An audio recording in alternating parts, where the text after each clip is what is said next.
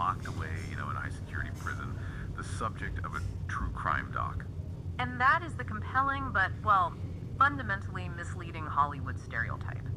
The truly alarming insight, really, from the sources we've examined is that people with a high density of these traits aren't just free in society, they often gravitate toward and thrive in high-stakes corporate roles. The snakes in suits. Exactly. They're wearing that expensive, tailored armor while causing just devastating damage right next to you.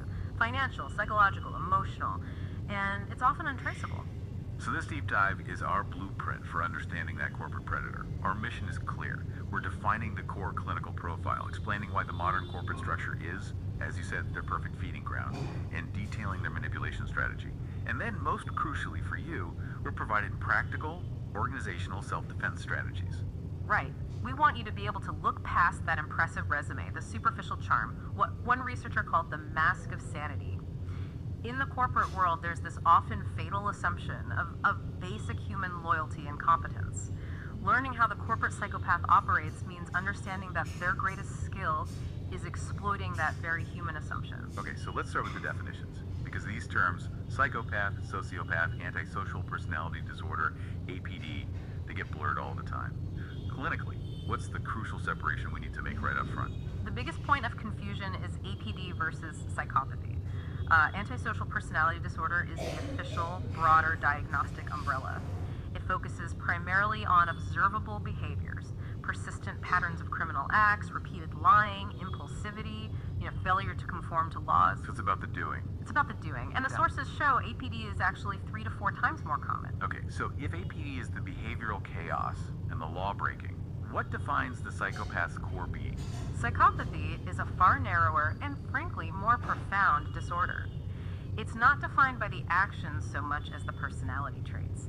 It's a deep-rooted abscess of empathy, a profound lack of conscience, grandiosity, and extremely shallow emotional responses. So they're incapable of guilt. Incapable of guilt, remorse, or any genuine loyalty to anyone but themselves and their own immediate self-interest. They simply don't have that internal moral compass. And this internal coldness is what's hidden by what the famous researcher Cleckley described as the mask of sanity. That's the terrifying brilliance of it.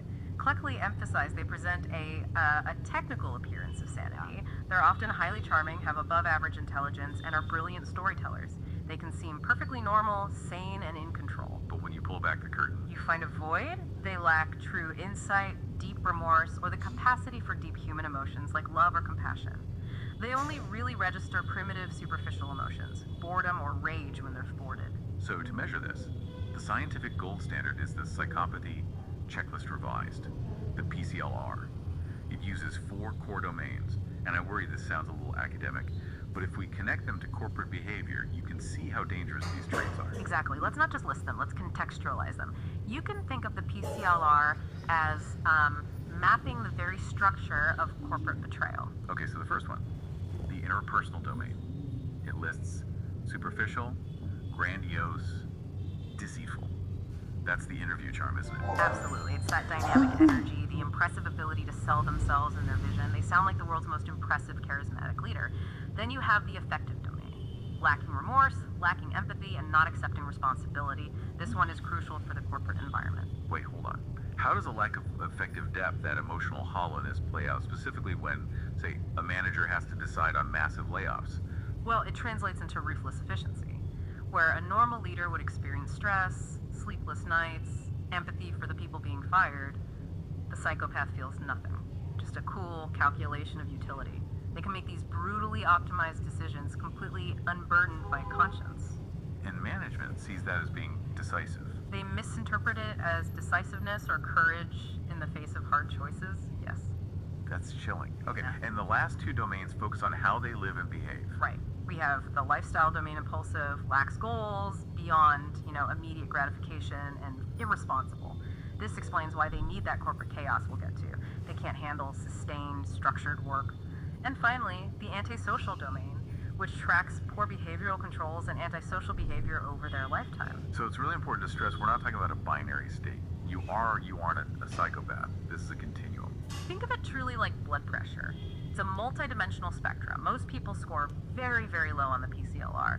We're focusing on that very small group who score abnormally high. a heavy density of these features. They're the ones who become the corporate threat. So, if these individuals are so fundamentally flawed, how did they ever get a foothold in business? Why isn't the system built to filter them out? This is where we have to talk about the great organization wars that really started in the 70s and 80s. Historically, companies were built on old-style bureaucracy. Strict rules, clear hierarchies, slow promotions, paper trails. Right, the system they would hate. Exactly. That system, for all its flaws, filtered them out because they hate stability and rules, and their impulsive nature was pretty quickly exposed by steady metrics. But the business world started prioritizing different values: speed, innovation. Precisely. They moved to what's called the transitional organization, flatter, free-form, prioritizing speed and lean operations. And for a psychopath, chaos and uncertainty are not just stimulating, they provide the perfect cover. Unclear policies, inconsistent risk-taking, it all allows them to hide. It makes sense. If your performance metrics are constantly being rewritten, it's harder to track failure over time. It allows them to maintain the mask longer. And critically, this shift changed the hiring process. Their core traits, the glibness, the superficial charm, now look exactly like a high-potential candidate. The sources had that fantastic anecdote about Dave in the interview that just sums it up perfectly. Oh, Dave was a masterclass in impression management. He walks in wearing this perfectly tailored suit, just commanding the room, and instead of discussing his past performance, he immediately starts flattering the vice president, talking about the company's future and his grand strategic plans, all just fantasy. And the VP bought it. Hook, line, and sinker. The VP was so taken with Dave's chemistry and vision that he overrode the HR director's process and offered him the job right on the spot. Based entirely on a subjective gut feel. Yes. And when you're hiring for these high-level, less defined jobs, VP of strategy, that kind of thing, the decision often falls back on that gut feeling. The psychopath is a master emotional manipulator trained to elicit that positive gut feel. The structure now rewards the performance of competence, often before true competence can even be demonstrated. So once they've charmed their way in the door, they follow this highly organized predatory process. The sources break it into 3 phases. The psychopathic playbook? Right. The first phase is assessment. This is pure, rapid information gathering. They quickly read people to understand their vulnerabilities, their emotional needs, their insecurities. They're hot buttons. The specific buttons that can be pushed, yes. If you have imposter syndrome, they'll flatter you. If you're a people pleaser, they'll overload you. And crucially, they also assess your utility. What's your position power? What access do you have? What are you worth to them? And then we move into phase 2, manipulation. This is where the mask, the psychopathic fiction, is really solidified. They create a convincing false persona. They lie pathologically, and this is critical.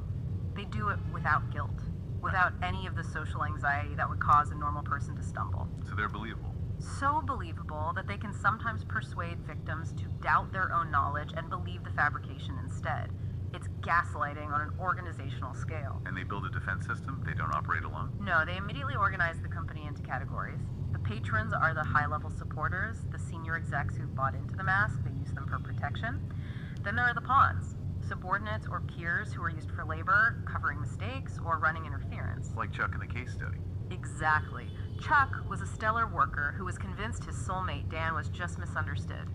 So Chuck covered for Dan's non-existent work ethic, lending him credibility until Chuck just burned out. In the case of Helen, the COO, really crystallizes how style can defeat substance. Helen was the queen of impression management. She didn't just attend meetings, she stage managed them like Hollywood productions for the executive team. She constructed this incredibly plausible, complex narrative to undermine her boss, Gus, and she eventually replaced him. And the whole time, the company's top brass had no idea. None. They were getting glowing reviews about her commitment and seeing this dynamic leader.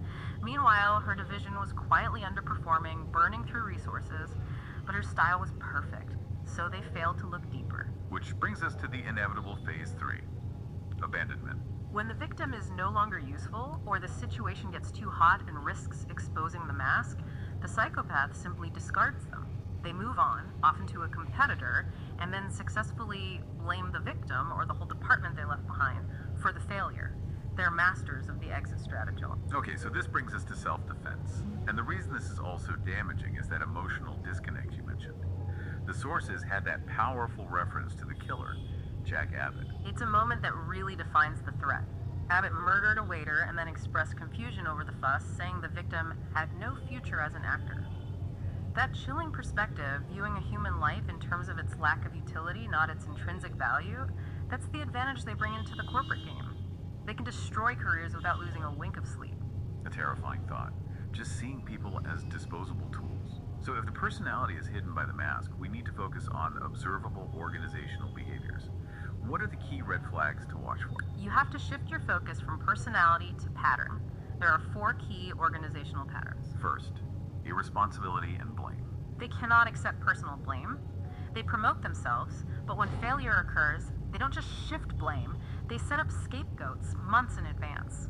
They'll alter meeting minutes or delegate high-risk tasks to a pawn they plan to sacrifice. Okay. Second, disruptiveness. The loose cannon factor. They can't maintain behavioral consistency. They'll have these dramatically inappropriate overreactions, sudden aggressive fits of rage or emotional meltdowns, but almost always out of sight of their bosses. And that burns people out. It burns out good staff and creates fear, which they use as a tool for control. The third red flag is very specific. Disparate treatment of staff. This is critical. They are managing multiple masks at once. They'll treat their patrons and pawns with overwhelming charm and flattery, but everyone else, people they see as extras, like administrative support or the organizational police, like HR staff, will be met with condescension, aggression, or just dismissal. If you see that extreme polarity, that's a massive indicator. And finally, their inability to share. They hoard information. They also refuse to share credit for success unless it directly benefits their own reputation. In a modern organization built on teamwork, this is a core violation. All right, on to personal self-defense. We can't change them, but we can armor ourselves. The first step sounds introspective. Know thyself. A psychopath is assessing your weaknesses, your hot buttons, to manipulate you. They will tailor their flattery to your deepest insecurity. If you believe you're overlooked, they'll praise your hidden genius.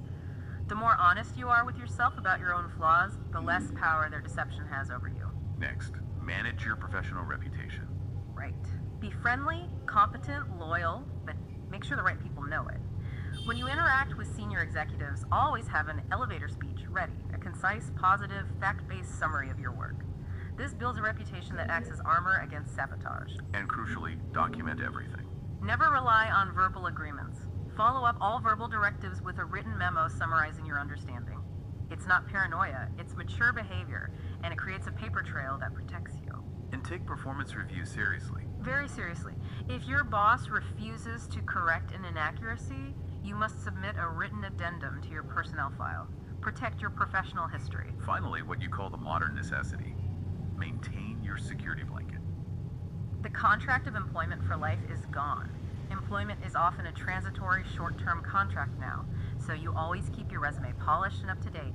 Maintain your network. You have to be ready to leave on your own terms rather than being cornered and sabotaged. So we've established that the charm, the confidence, this narrative ability, it's often just a mask of sanity. It conceals a highly predatory personality that thrives in the chaos of the modern workplace. And what's fascinating, really, is that the people best positioned to see the truth are often those with the lowest utility to the psychopath.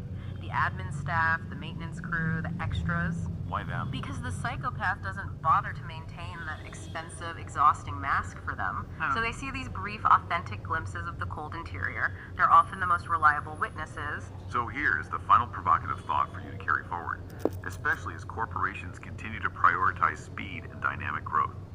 How often does the corporate world, in its desperate search for a quick win, actively reward the dynamic, deceitful style of the corporate psychopath, while inadvertently punishing the cautious, critical voice of substance? And what is the long-term psychological and financial price of that terrible, persistent mistake? Okay, let's unpack this. When you hear the word psychopath,